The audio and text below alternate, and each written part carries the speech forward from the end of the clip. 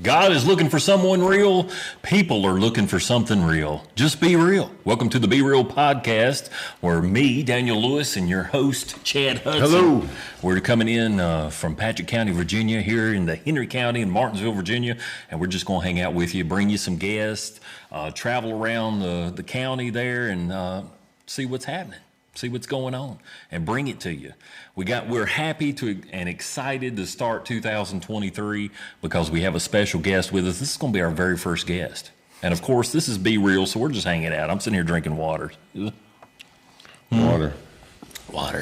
That's what we'll call it anyway. We're just going to call it water. But we have our local artist, guitar extravaganza. Extravaganzor, how do you say it? I don't even know how you say it.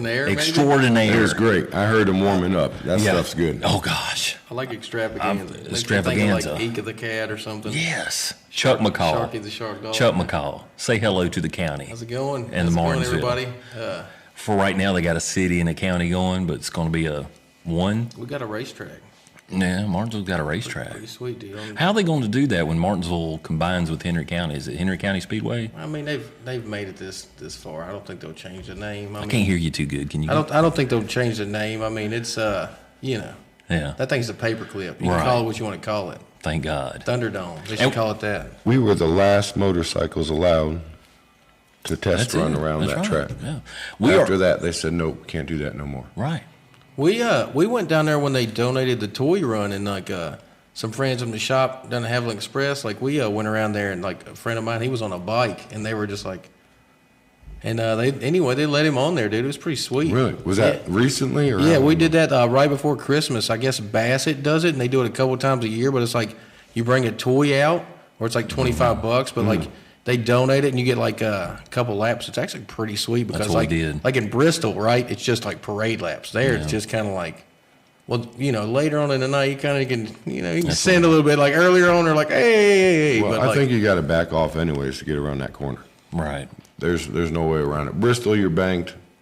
You could fly into there and fly out, but you really have to slow down there at the track. The bump is a lot more. That transition from asphalt to concrete. That's a way bigger. It's pretty abrupt, and on a bike, I mean, that thing rebounds out, and you're already. I think they were super worried about like the lean, right? That's what they were more concerned about, like When you bounce off the wall in a car, and you have the whole passenger side, you bounce off the wall on a bike, that's your leg. So I'm sure they don't want them hot rodding around there anymore. No. We did that, what you're talking about, back in, it was 2017, I think it was. We did the toy run.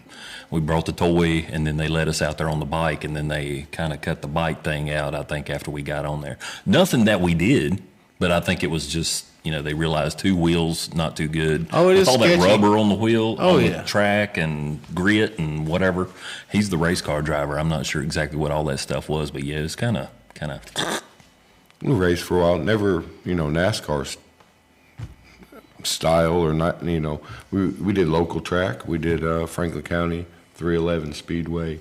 Dirt and pavement. That was a good time of my life. My boys. Isn't Callaway, right? Yeah, Franklin, Callaway. Dude. I used to go to Callaway like back in the day. I remember wearing out these like Days of Thunder race cars, like on the stairs, and just you can remember the smell. I remember one night we watched like a dude.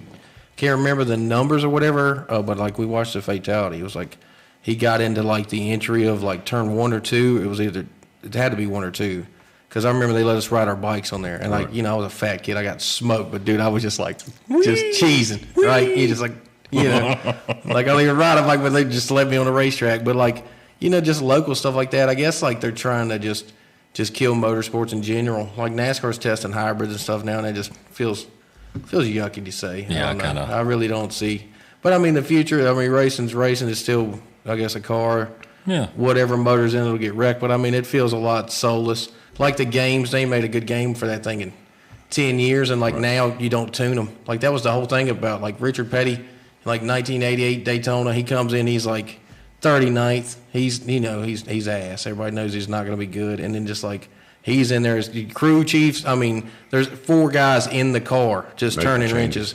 Next time you look up, he's 2 laps down. You look up next pit stop, he's running second. So, like, it's just were they cheating or were they just finally like figured out the rebound, and like what they got to do? Like you really don't know till you're in a crowd. I mean, they used to say that all the time. Race car ain't a race car till it's racing. Well, I think it's hard for NASCAR. It's a game that they have to play, that they have to make money, but they still have to please the fans. I think the fan base have changed. Oh, yeah. At the local level, at Franklin County, at Callaway, I think we lost a lot of people to the internet. It was about mid-'90s, and you could see the crowds just starting to slow down. They could watch, every race across America on their phone in that minute, or they could go to a track. I like live action. I like seeing it happen. You Smell. The smell of it, like you were talking about, the smell the of rubber. the hot dogs. It's its own experience, like the nostalgia of it or whatever brings you back. Like you can't replace it because even the gas has changed. Like that smell's gone. You'll never get it again. Right. The food, see, the past is a past for a reason because like the future moves forward and it changes whether you're ready for change or not. Absolutely. Like oil changes, cars change, towns change. Like politics never does. It just. Harley Davidson never changes. There's a few fuel injected things, but other than that, it's the same engine. If it don't, it's like a Chevy, dude. If it don't same leak, look. if it don't leak, it ain't gonna run. Right. But it'll run all day, dude. That oil leak, don't worry about that. So this summer, I would like to take this show to some of the tracks and maybe get people to be more invested with some local tracks again. Let's do it. Get that beat button ready, dude. Right. That is, especially at Franklin County. Not only the beat button. Yeah. There. Let's go, Brandon. I was always told number one. I was, I knew when I was racing, I was racing with my brother and my two boys, my two older sons now. They're 30 and 29 now. And we won the '09 championship street stock there. Sweet. And when we were racing against other cars, we built this car in my driveway. We didn't have a garage. I mean, it was outdoors. We did our work outdoors, and we built everything that went on that car. That's racing to me. It was nothing bought. To me. And, that's racing. Right. And when we showed up, we were racing against people that paid big money to have these cars, but we still won. And I told my brother, he goes, "Man, they flipping you off, Chad." And that's, that's what you not want. Number one. That's telling what you want. It could be the finger. You got one finger, but that's number one. That's an Earnhardt, Earnhardt quote. That's what he said. Whether they love you or hate you, I mean, they're talking about you. Right. It's like wrestling. Back in the day, that villain. Exactly like that's that. a little different. The old school wrestling, you would get killed. The heels leaving that room were a lot better to But you still had that villain that got just the same reaction. As the good guy. That's why you pay money to watch a Mayweather fight. Oh, absolutely. And now a Conor fight, I guess. You just paying to watch them get knocked out. And they're so good they never do, or it's so rigged now. The new YouTuber. Who's that? Oh, the Jake Logan Paul and Logan Paul. Yeah. Logan Paul. Is it Jake Paul or Logan Paul? I think it's Jake, ain't it? Jake they Paul? both are just Is it picking Logan? their fight. I think it's. If they really, I don't watch it. If they really wanted to fight, let's be honest, they'd be. But they're they'd be in making the UFC. They don't want to fight. Right. They're UFC, smart. that's some serious They're stuff. actors. I like they're watching that. acting like boxers now. That's what no one's saying. They're actors, so they're acting like they can fight. The one that's in WWE is the smart one. I'm digging He it. knows where the longevity of money and I won't actually get hurt. The other one's going to catch the right one. Mike Tyson won't fight him because he's like, I want to be able to kill you, kid. I don't want to wear these 70. And how old is he? He's 50, Mike Tyson, 56. He's up there. Have you watched that podcast? He's just sitting there eating mushrooms, just staring at By him. the handful. I was, dude. That's a scared. I think it's the most terrified I've been. Just looking at a TV screen. Right. It's like you just know he's in a room with lions. There ain't no cage there. Just dude.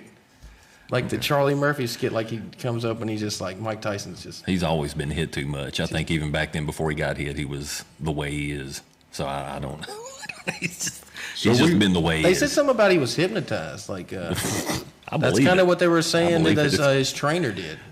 That's what they kind of described. And if you look at a lot of the early tape, you just look at it, it's kind of like he's just, in a trance. He's got the towel over him. But it's kind of like Fedor, it's just like Chuck Liddell, the early days when you're still you got a chip on your shoulder. See, that's really what happens with you're young, difference between young man, old man.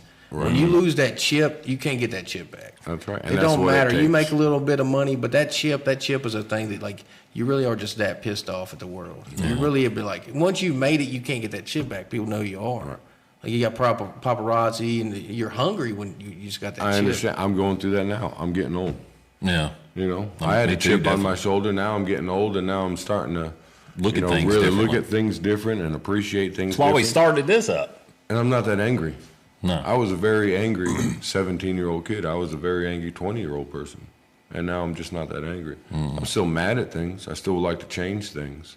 But now I've learned that that chip was only hurting myself. Yeah. Now, it would have been profitable if I was Mike Tyson or someone in a ring. That would have been profitable.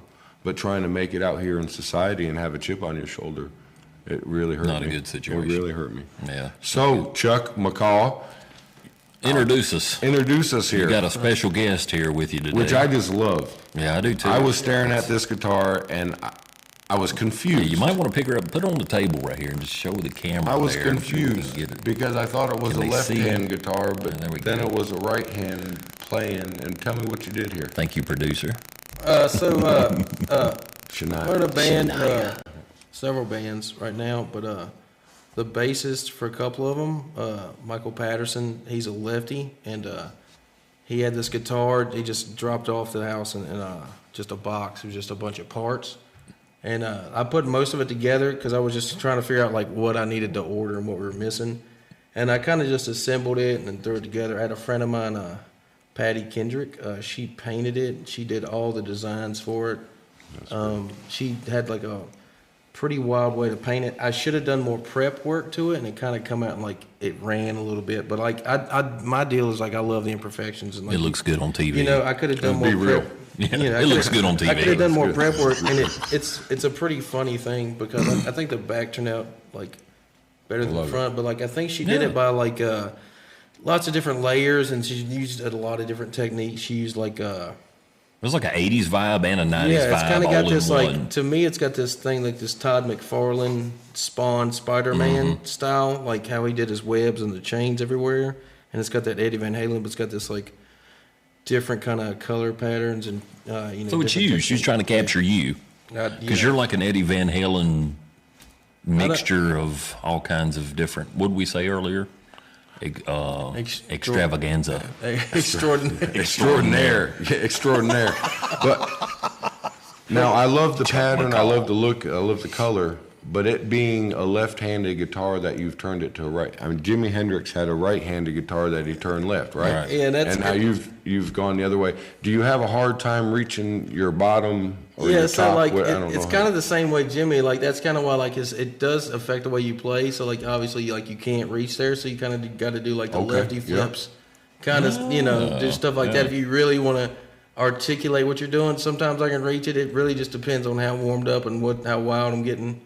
But yeah, a lot of times to really get like if I want to nail it, I just over under the deal, kind of like Michelangelo Bato. There you go. And shout out to Hall of Famer there. And yeah, it's like, you know, it came to me in parts, and it's I did a really good job putting it together, but like I'm awful at soldering, and I just like wanted to get like a pro to check out the actual like I wanted to play good because I know I can get setups and all that stuff down. I've done everything wrong on a guitar. So I'm actually pretty good at setting them up for other people. Like I can just spot the setups a mile away, and I think that's something that sets me apart from like a lot of the bands, because a lot of the stuff in like your tone, it's all in your fingers. It's also in your guitar and your like your choices, your string choices, your pick choices, how you play, your inflection on your playing. You can't make up what your fingers are doing. All right. So it's And since you're here, let's back that up. Tell the folks where you been. You're in a band now. Well, you've been in several bands, but you're in a band now. Y'all been touring all over the place, places I can't even go. Salem, Winston, here.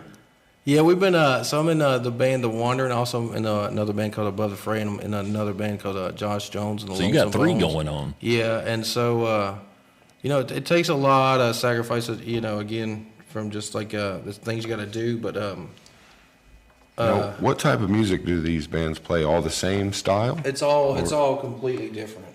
So like in you know, Josh Jones and Lonesome Bones, it used to be a band called the State Razors, and we've just had a lot of band members come in State and Razors. out. Yeah, so it was the State Razors and Vampire Towns. That was a project I think I've done the longest for a while, and it got to where a lot of the members just kind of went different ways, and me and the main songwriter, Josh Jones, we kind of just like, I just moved around parts. Like I was playing guitars, and you know, I played drums for a while. Excuse me, and just because we just had members that just would flake out at like the show. We're already at the show. We've already committed, show's got to go on. Right. So I'm tuning up the guitar and playing that, and it's like all of a sudden it's just like they're not going to make it. So I'm just like, hey, can I borrow a drum kit? And sound checker's like, what? And I'm just like, dude, it is what it is. And then you play, and they're like, what in the world? It's a small town And, too. People have jobs and responsibilities, and not making excuses for them, but I know exactly. It happens. It's just habits and habits and bad choices, right? And people, you can kind of just tell the ones who are and aren't going to make it.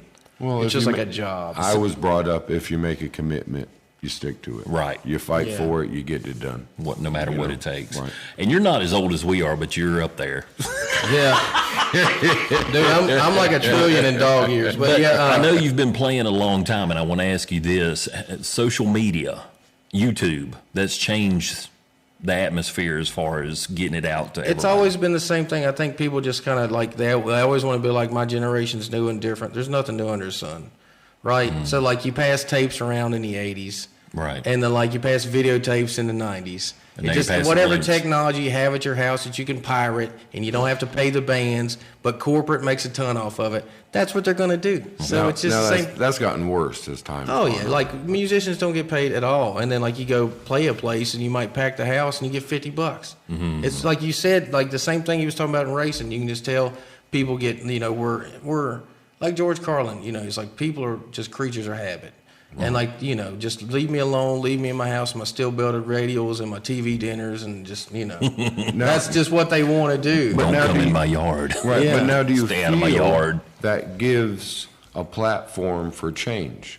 If one parent is raising a child and raising their family one way, that we don't go out, we sit around and we watch TV, or we sit around, does that not give the urge to that next generation, hey, let's go watch this live? Let's go listen to this live. I think that's how acoustic music came back around, was it went as hard as it could go, and then people were like, well, wait a minute, I like that sound, and then acoustic music came back around. Does it give a platform, do you think? It's actually, I think it's way more detrimental, and I think it's way more harmful, because the problem is, right, so Fender and Gibson, biggest guitar companies, everybody thinks are, they've been bankrupt for 25 years. Yeah. Guitar Center's the same way. So if there's no place that makes guitars, or there's no place to buy guitars, and you're like, get them on the internet. Okay, get Chinese guitars. Ibanez is a great company.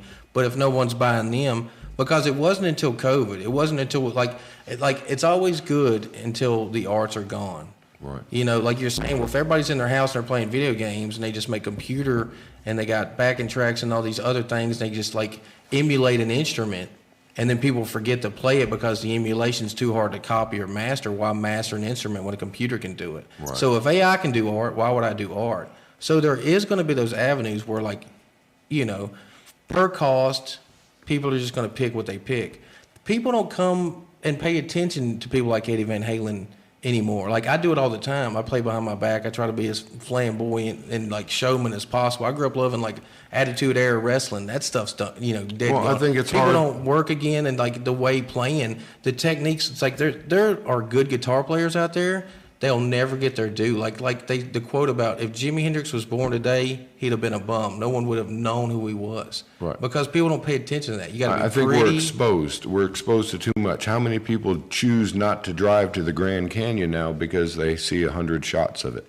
Yeah, exactly. Instead of a story about it, I want to go investigate that and go out there and drive. So I think it's the same thing. We're just overexposed.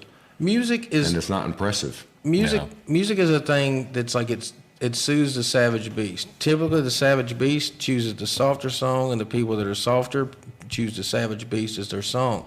And so music's always just a thing we put in the background. Right. So it's really hard as someone to be like, hey, that's cool, I'm glad you enjoyed that, can you pay for that? They're just going to always say no. Yeah. We're just in the background now. So music is one of these things that works on, it's the only thing that works both sides of your brain at the same time. It's the only thing that can. I think that, but it's also I think you're speaking about the majority, but there is a minority base foundation of fans that still support local artists and still love going and seeing that raw talent, somebody that's actually got something going on. I'm not a fan of the new music because it's all techno, and like you said, the machines are making it. Yeah. If they didn't have the machines, they wouldn't even be able to sing, probably, because they got the everybody's got backing tracks and stuff. Even now. Their vocals are, we can sit here with this right here, and I can go deeper. Right. Auto tune, yeah. And so I think, but I believe there is, especially on a local level, and you could speak for this. There's a fan base that is small, but it still loves that raw talent, especially what y'all bring. The drumming, the guitar. It's a 4-piece, 5-piece band, you know? We don't make a dime here when I play here with my heavy band. Like, the only band that shows up is, like, Above the Fray, and people just want to hear, like, Cat just sound like Stevie Nicks. Like, people in this town, when it comes to live music and they show up to a bar, they're just like he said. They're dialed out. Everybody's on their phone. I have to literally, like, play my ass off, and people are like, literally, like, they have no expectation of us. We get it every time. Really? It's like Chris Cornell could walk in a bar. You'd have to know it's Chris Cornell. Oh, yeah. Like, we played with a band called Bad Motorfinger in Roanoke like 2 weeks ago. Yeah, I know Bad. And everybody shows up because they're a Soundgarden cover band. So what you're thinking in your brain, there's no way this guy's going to sound better than Chris Cornell. You go up there and watch them, they're better than Soundgarden ever was. Wow. I'll say that 400 times. I've watched them on their tapes.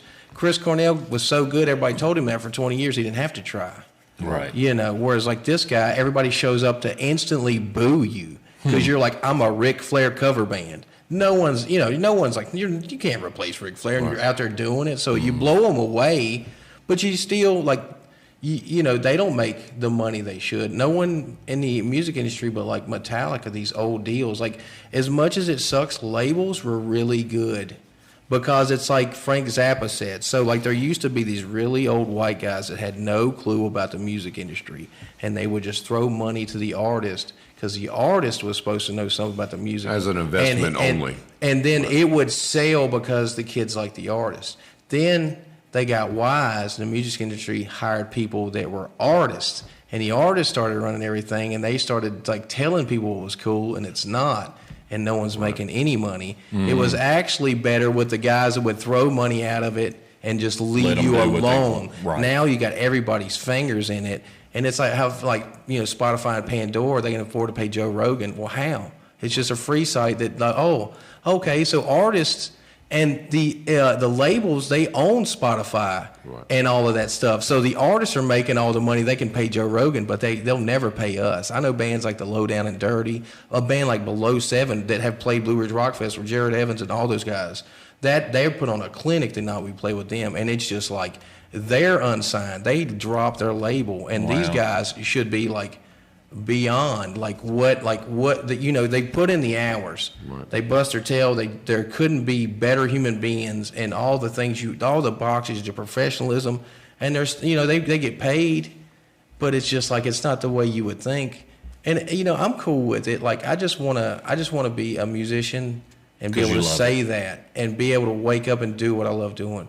But I'll go and do whatever. I've had a lot of jobs that I don't regret, like a lot of jobs I could go back to, but I feel like it's like I was driving a truck for years, and like I'd play guitar just, you know, when they unload me, and people would always be like, dude, what are you doing that? And I'm like, well, I won't make a dime doing this. Like I've tried. Yeah. But it's like one of them things, it's like you really don't know till you go, and you really just kind of. That's how it was. I was racing over here at Oak Level off of 220 there, and I was getting ready to go onto the track. All the pits are kind of off the track. There's nothing in the center. And I'm waiting for my turn to go out on the track, and I'm listening to the announcer talk, and I'm watching cars go around, and I'm watching, and I said, I made it.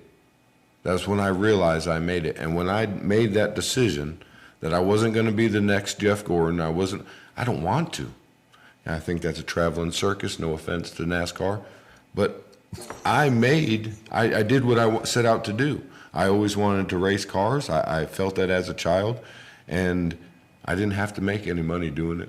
I do it because I love it. Love to do it. Now, him and I will show up at a place to eat something, maybe have something to drink with some more water, and we'll hear a band and just fall in love with the sound walking through the door. Yes. It's a different, you could actually feel the instruments. You could feel the energy coming off of the performer, and I love nothing more. So there is a small percent of people out there that will show up to these gigs and support you. And I hope pretty soon we'll be able to hear some of what you got to play, because when you were warming up earlier, that was just exciting. Right. And I'm glad you're here to open that door to where more of us can understand, because you are performing. You are getting on stage. You are doing these things. You do know the people that are in the band. So, you know, like he said, we go and see these certain places. We don't go for the bands or anything. We just go and hang and eat and stuff like that and hang out. Yeah. But we're not, we need to support the local artists a whole lot more. It's definitely a thing.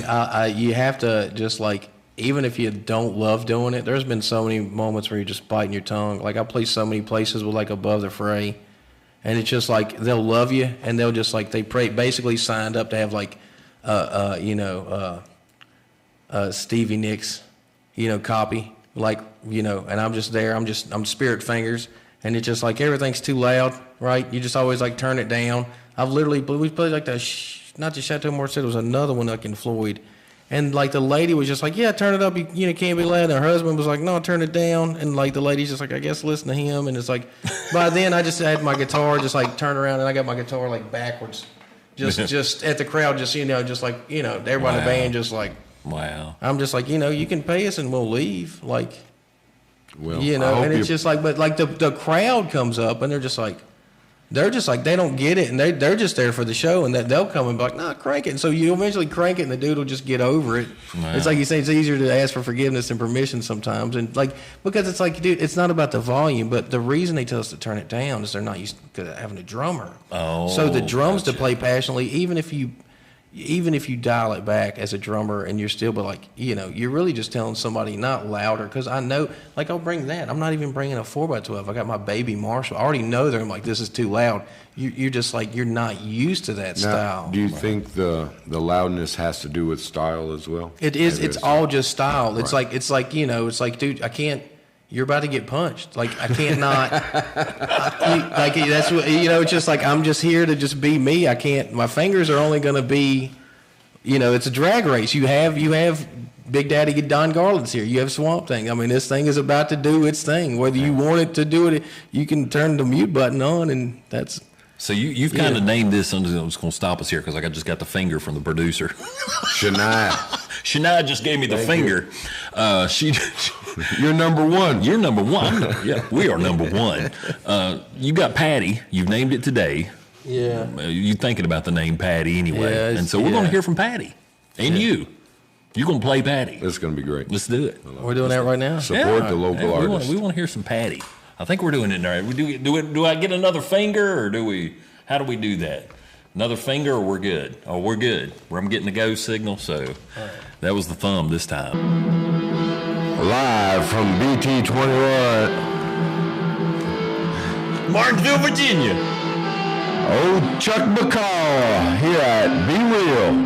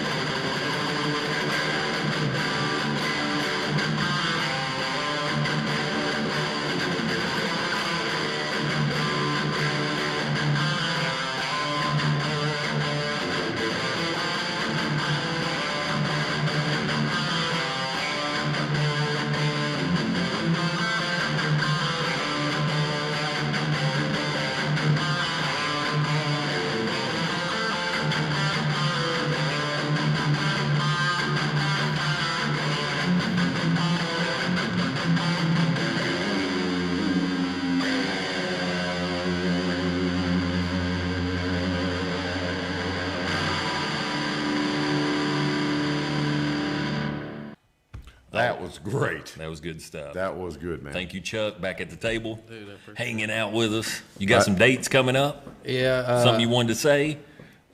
Yeah. Well, we're gonna Yeah, have we him just- back on to play some more, right? Yeah, he's I going. I think he's I going. need to hear some more. He's going to break us Awesome, out. I need to hear some more. That was good stuff. Lead us out of here. We're going to be playing Above the Fray. Actually, Scuffle Heel is playing this Saturday from 8 to 11. So if you want to catch one of the bands, it's more like the cover tune band. Above the Fray It is gives me a playing chance, at Scuffle Yeah, Hill. it gives me a chance to play the bluesier stuff. I don't really get to play that a lot. Yeah. And so it's like the only opportunity I get to do something like Now, that. that's this Saturday. Yeah, it's going to be at Scuffle Hill January 7th. And then we're at Wild Mags with that band January 21st. Mags again the 18th. on March. or Scuffle January. Hill. Yeah, we got like a whole listing. We got the Pure Honey Fest out in Woolwine again, September 29th, October 1st. I recommend a lot of people catch that one. People are sleeping on the Wild Honey Fest. It's out in Woolwine, and the people couldn't be more pleasant. It's all for charity. our neck of the woods. It's for cancer. Paget County. But I have not heard this. Oh yeah, I have not heard Cat of the and honey Dennis- bun. I- Honey, the honey bunch. bun. Honey Oh, bunches it's of the- oats. Honey Bear. It's the Pure Honey What Fest. was it? It's Honey called the Fest. Pure Honey Fest. Yeah, Pure Honey Honey Fest. Fest. And it's for charity. It's a cancer charity. We've done we wow. played it 2 years. It was our first real big festival, and we love playing out there. It's just a chill. People come and camp, and it's actually really well prepared. Like they had like a what do you call it when everybody brings a dish? I guess Covered dish. Yeah, they had like that second day after like we played. That's Woolwine right Yeah, there. and it is sweet. It's just a fun, good time out in the wood. Just good music, good bands, a lot of different variety of bands, but really good artists. I mean, That sounds like something we just need to set up shop there. Yeah, and we- yeah. go- Oh go man, from it's that. That'd be it's a great. lovely time. Need to bring that to the viewers. And then we played that the Wine by the River Festival. It was my first big festival with like Above the Fray. That was really awesome. We played with this band called Reverend Peyton and his big damn band. And I think that's you just the could name say of the damn. band. Yeah, that's the name of the Damn's band. okay. Big- Love him, dude. Super, super good guy. Like we were just talking to the guy forever, and it was just a lot of stuff in common. Really hard work. He plays like with slide, and he was most people like my amp. I didn't bring my big amp, but a lot of people it's like eye catching. It's like a Vincent Van Gogh play on some art, and Wow. just it's like that when I figure if you're gonna be a show to people, I think guitars get beat up a lot anyway, and I think people are kind of too vain with them. I'm not really like I'm a flat black hot rod rat rod guy kind of Yeah. like a car that's too pretty is a car that's got oil leaks, right? Like it's either my formula is either it looks bad and runs good or it runs good and looks bad. So Right. That's it.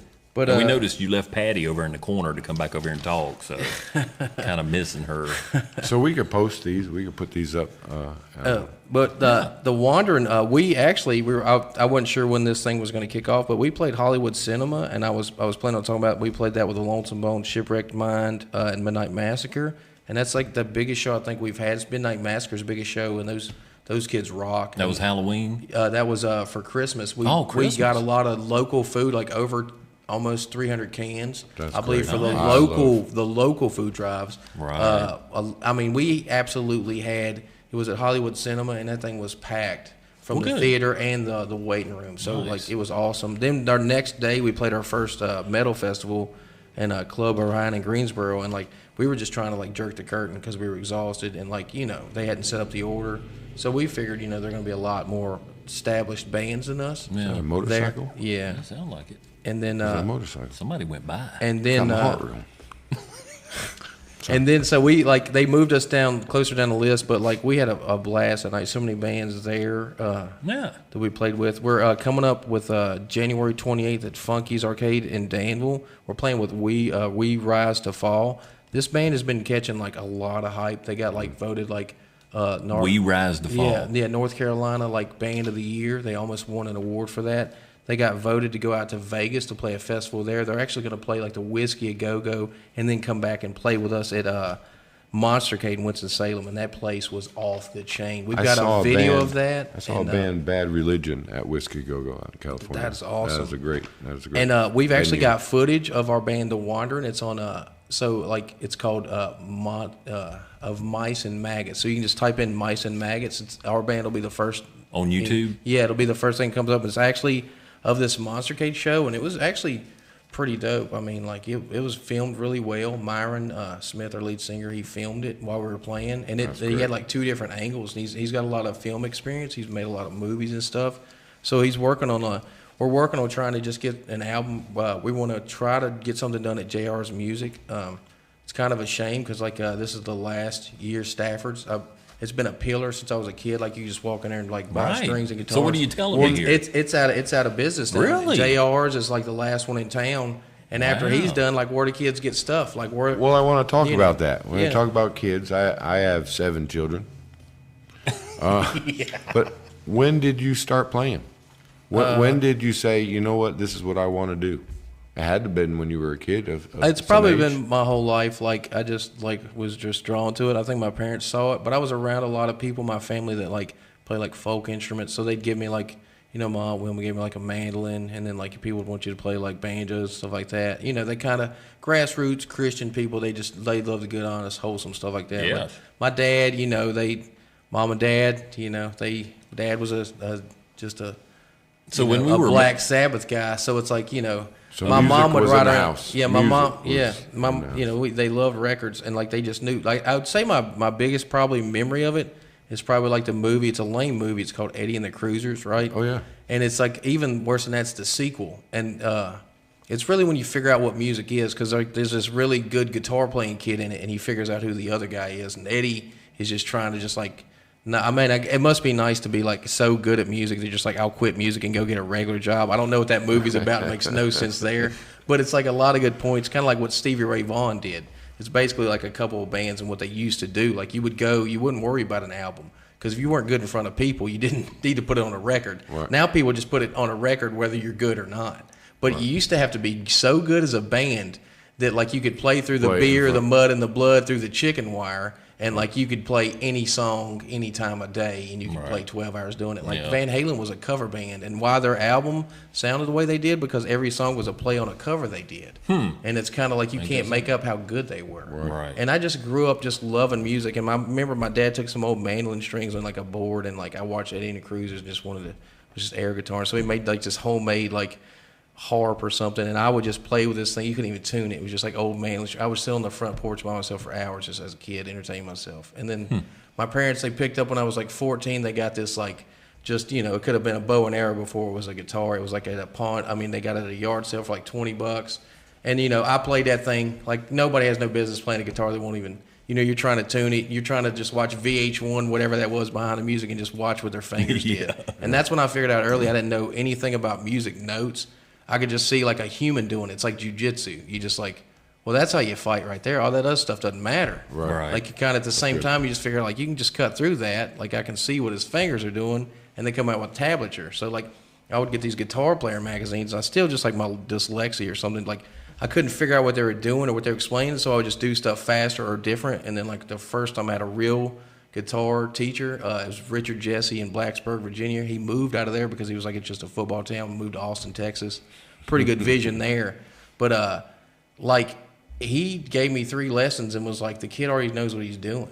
I'd been playing guitar like 6 months. I couldn't even tune the thing. That's all he taught me, is how to tune by ear, because I couldn't figure out a tuner. He taught me that. And he would just let me come in there. I could grab anything off the shelf. Create. I could touch any knob. Wow. The amp could be wide open. He'd just look at you and just go back to business as normal. Like there's no shop where like a kid could just do that. And just like, just I would sit there before they'd even open. I would go, and how I got there was like a program called Upward Bound. So like they would take these kids, underprivileged kids, like if your parents didn't have good education. I remember it's that. a government program. They would pay us, they would feed us. And like we'd all go up there with all the underprivileged kids, and like college students would like train us and do this rudimentary stuff. But I would sign like Tony Hawk and Kirk Hammett, get all my friends on board, get all them paid. We'd all bounce and go to like Rocket Music, and I'd be sitting there before Richard got there, and just, I would just want to play guitar for 6 hours, run back, eat food, get $15, go home. So when me and you were messaging each other, you mentioned a fiddle. You still play that? Well, I stole that from Zach Wild. He calls a guitar a fiddle. Oh, gotcha. So okay. I say it, but like I can play anything with strings, but like banjo. Yeah, I can give you some noise out of it, but I wouldn't say I know what I'm doing. It's about like that, but We'd love for you to come back out here and be on the show, even if it's just bring Patty again with you. Yeah. Or bring one of the whole band. Bring the whole band. Yeah, that'd be nice. That was talk cool. about nonsense. Which one? Bring them on. I don't know. We'll have a. I definitely want to get Joshua out here. Yeah, definitely got to get him out here. He's been a good friend for years and years. We got to get Josh on here. We'd love it. Josh is great. Get him out of the house. So you had a lot of folk music coming up as a kid. What was your band? What said, hey, this is a sound I like? It would have to be, the Ozzy, the Randy Rhoads, the Black Sabbath, and the Dimebag Darrells. Like, Tony Iommi, Zakk Wylde. That would be, you can't really Mount Rushmore. The guitars are Stevie Ray Vaughan.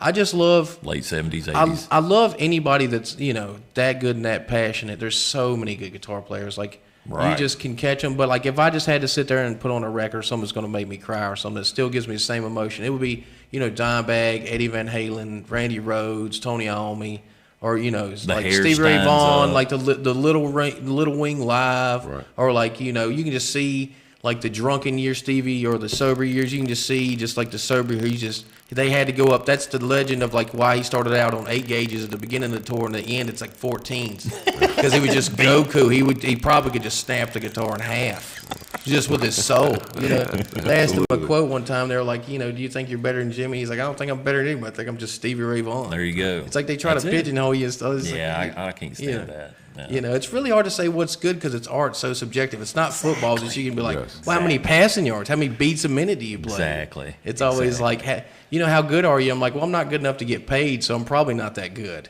Well, no, I mean, it's the people and it's the reach that you get out. But as long as you love what you're doing and you're getting to do it, that's a blessing. I think so. I think I tell people this all the time. No regrets. As you get older, you hear athletes say it's just not true. It's like, I'm just a better version than I used to be. It's like, that ain't true. Right. Scientifically, I can give you a million reasons why you tomorrow is going to be way worse than you today. Now, your mindset, that's cool, but your body physically and stuff, so you really got to. I know this. You got to seize it while you got it, because pretty soon you're just going to be talking about it. Right. Because, you're going to be a teacher of the thing, and you're not going to be a doer. And like guitar, like I've had 3 surgeries on this thing. I've jacked up my hand. Like people that's known me since I was a kid, they're like, dude, you used to be so good. And I'm like, thanks, bro. I'm still doing this. That's one reason we started this show. We want to do it before we can't. We want to go visit these places. We want to take our motorcycle, go ride out here and enjoy life. Before it's just a memory. Like Ken Before Block. it's just something we can't do. Or that football game yesterday. How freaky was that? Like, don't know, because I don't watch it.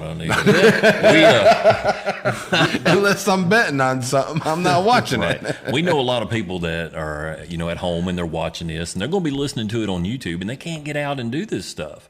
They've aged, they've got into, or they've got other issues that's going on, and so we want to kind of bring that to them and be real about it, not be the fake. Let's do this and let's set it up like this. We're going to say the wrong thing. Definitely. Someone's going to get mad at what I have to say. Right. And we're okay with that. We got opinions. We have and so that's the way it goes. But, yeah, we greatly appreciate you being the very first guest. Oh, man. I'm looking forward to this going. This thing will never make air. Hopefully. Probably so. But we'll do it anyway because, we got these adventures going on. We just want to share it with other people that can't get out. I run the Patrick County News Group on Facebook. Just happened to film the Christmas parade this year. And a lot of people's like, thank you for doing that. We couldn't get out. And people forget about people that can't get out and do stuff. Dude, I love that county. I love this area so much. I drove a truck, and I've been lucky. I've been, people that know me, I've been in a cage for a little bit, and also I've been like, I've seen all lower 48, and like America's a great place. I can imagine the whole world is just like that. It's just compartmentalized. It's you're always just your team, and like this area, like we have got it so good, man. I'm telling you. Like, but we get on social media, we get on the TV programs, and we hear all this junk, news, trash. It's time to have a little life. Like I can name like Movietown. That place is awesome. It's like one of the best places to watch movies. You got Starling Avenue Cards and Comics, Rick. Right. Like you got a kid that wants to learn how to play a game, or just like come to a place that's good for a kid or even adult. Like, oh man, you just drop them off at Rick's. It's a comic shop. You just have a blast. They're going to be well supervised. Everybody there loves the people that are there. Right. I mean, we hope to go there. JR's music, like I said, Stafford. You never know because that's a thing of the past. I remember walking in there and just we want to take the people there. That's where we want to go and open their eyes to a lot of different places. because there's some places still here. I was born and raised in Patrick County. I've been coming to Collinsville, Martinsville, Henry County my whole life. I know 220 all the way to Rocky Mount, Roanoke, and I know 220 all the way to Greensboro, and I know Winston. I lived in Kernersville for 6 years. But I mean, it's just we need to know more about the area and the people and support local. And look at what's coming down the mountain. So they're going to bypass that. This area is going to, in 10 years, it's going to be another,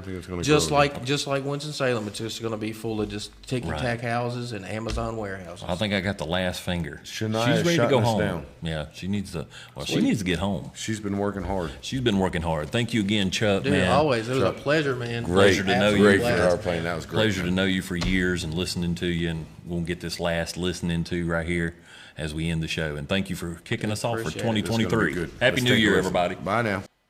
All right. Well, one more time, Chuck McCall at BT21 forgot the W again. So let's do it. Let's be real. Yeah, there we go. Chuck. Chuck. Light that up later.